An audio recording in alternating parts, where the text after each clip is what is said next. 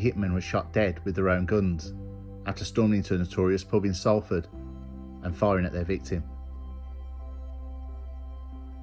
But in a bizarre twist of fate, the target, who was shot 6 times, survived, while the failed assassins were disarmed and killed.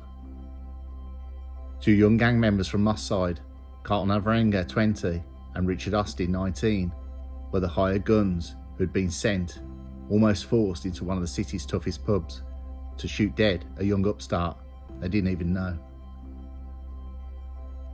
They were lambs to their own slaughter, moments after they burst into the brass handles where regulars were watching Manchester United beating Newcastle on a busy Sunday lunchtime on March the 12th, 2006.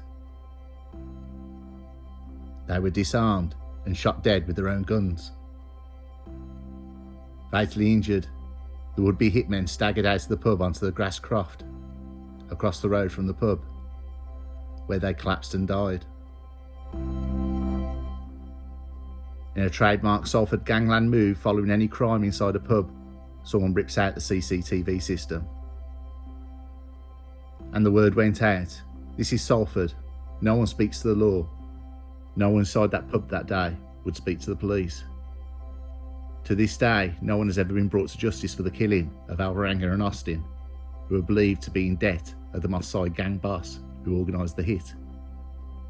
That man was McLeod, a founder member of the notorious Totten crew, who had sent these 2 young men to what turned out to be their own deaths. McLeod had parked up close to the pub in his Ford Mondeo as his hired guns lay mortally wounded. His mind was still on the intended target. He was heard to ask, "Are they dead yet?" He walked onto the grass to check his charges, but dead before calmly driving away. At first, detectives thought the shooting was the result of a feud between rival gangs in Salford and Moss Side. Over the weeks and months of the subsequent police investigation, seasoned detectives were shocked when they uncovered the truth. This crime was made in Salford, despite appearing to be otherwise. McLeod was then 43 and all but retired from serious crime, but was still regarded as the leader of the Totten. He had himself been hired by one of Salford's most notorious figures, Bobby Spears, a close friend of the city's Mr. Big, Paul Massey, who would himself be shot dead years later. Spears is said to have paid McLeod £10,000 for the hit. Not that young men were to carry out the dirty work were going to see any of that money. At the moment Alvarenga and Austin were walking into the brass handles, Spears was enjoying a half-time pint in the executive box at Old Trafford, where he was watching his beloved United beating Newcastle 2-0. It must have thought, the perfect alibi for the perfect crime. But the mission failed, and Spears fled to Benidorm in Spain, believing he would never be unmasked as the man who'd ordered the hit. The man he wanted dead was Salford's hard man, David Totten, whose burgeoning criminal reputation and liking for violence demanded attention from his rivals. Spears wanted Totten dead, but why? Neither man had gone public to explain their feud, but the men established at the time that their feud was personal. In the weeks or months before the shooting, Totten's refused entry to a Manchester nightclub, and he told bouncers he was a friend of Bobby Spears, who was already inside. The doorman fetched the older man to the entrance, and even though he perfectly knew well who Totten was, Spears feigned ignorance. The doorman sent the humiliated Totten on his way. It is unclear whether this was meant simply as a laddish joke or something designed to belittle Totten. Whatever the attention, in the subsequent weeks, Totten suddenly started drinking in Spears' local, the Brass Handles. Was this designed to spook Bobby Spears? If that was the case, it worked. Spears was worried. He quietly set about a plot to assassinate David Totten. The plot was hatched. 2 hired young bucks from Moss Side were sent to the city's Salford heartland to kill Totten as he watched the match.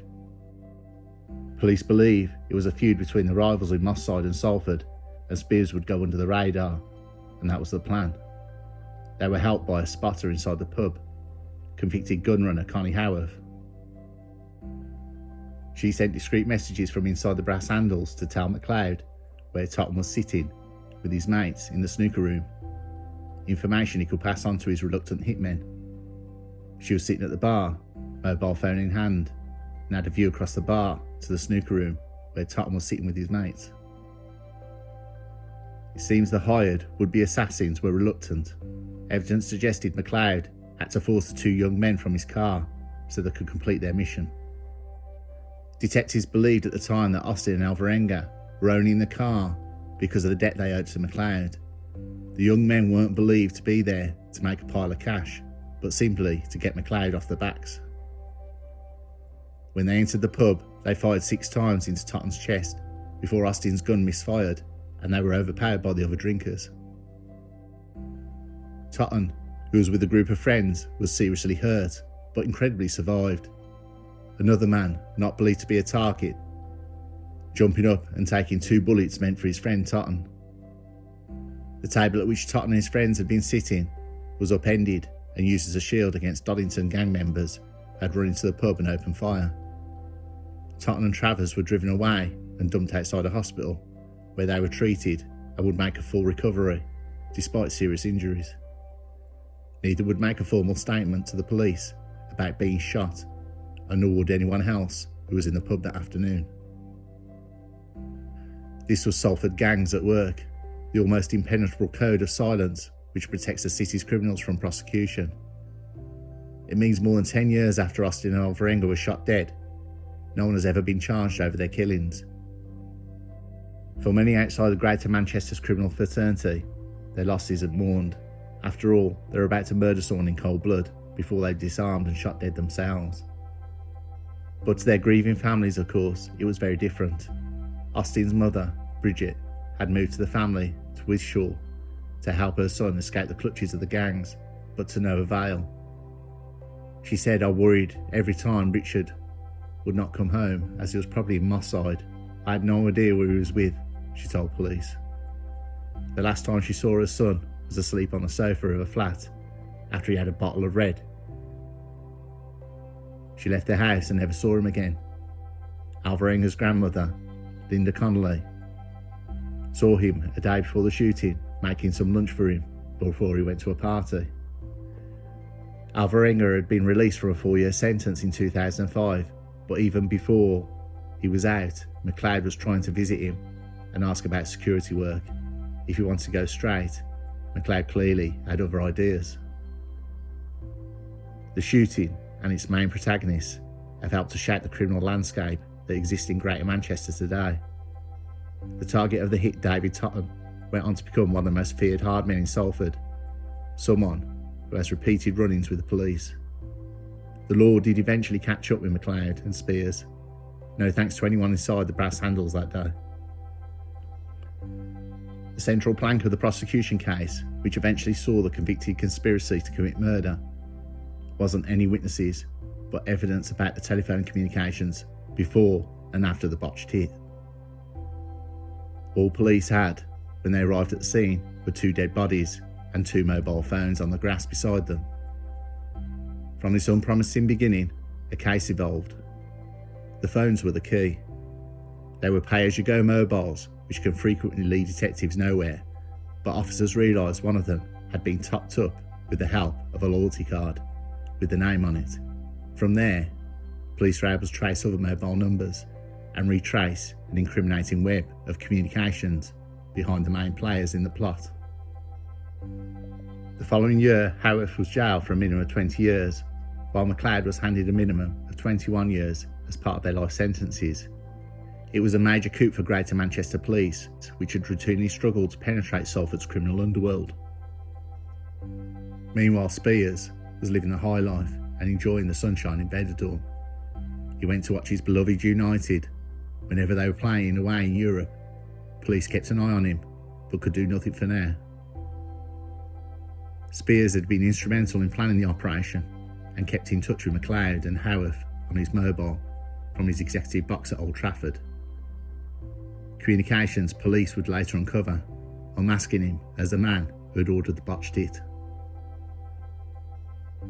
Finally, he was extradited back to the UK after a European arrest warrant was issued and he was jailed for a minimum of 23 years in 2009. His close friend Paul Massey, the man regarded as Salford's Mr. Big, who was himself dead in 2015, was pictured daubing Free Bobby Spears on the wall beside a pub, on the wake of the sentencing of his pal. For a period in 2009, police investigating Austin and Alvarenga's death were keen to speak to a suspected robber, who had been at the Brass Handles that day. He has since vanished, and nobody, not even his family, know where he is. David Totten may have survived the shooting, but has continued to have run-ins with Greater Manchester Police. Police did not believe he was the man who had shot dead Austin Alvarenga, but he certainly didn't tell police who did. In 2011, he was handed 20 months behind bars after he admitted a conspiracy to handle stolen goods. Before that, he served a long prison sentence for beating up 2 car park attendants. His computer log at Greater Manchester Police has a firearms marker on it, by virtue of surviving the Brass Handle shooting on March 3, 2012. He was in the middle of another shooting, and this time it was the police doing the firing. He was sitting in the front passenger seat of a stolen red Audi A6 estate, parked in Cheshire, when armed police swooped and shot dead the driver, his friend Anthony Granger. Again, Totten survived. A public inquiry later heard Totten had been gloved and wearing a rolled up balaclava on his head. In the back of the car was Joey Travers, the brother of the man who he had taken a couple of bullets for in Totten, Aaron Travers. At the public inquiry to the death of Anthony Granger, Totten denied he was about to commit a robbery at the nearby supermarket and claimed they were simply there to collect a debt from a man called Fenton. He and many others were defined by that shootout in the Brass Handles in 2006 and subsequent police investigation. Today, the file remains open on the murders of Carlton Alvarenga and Richard Austin. The Brass Handles never reopened after the shooting and has since been demolished.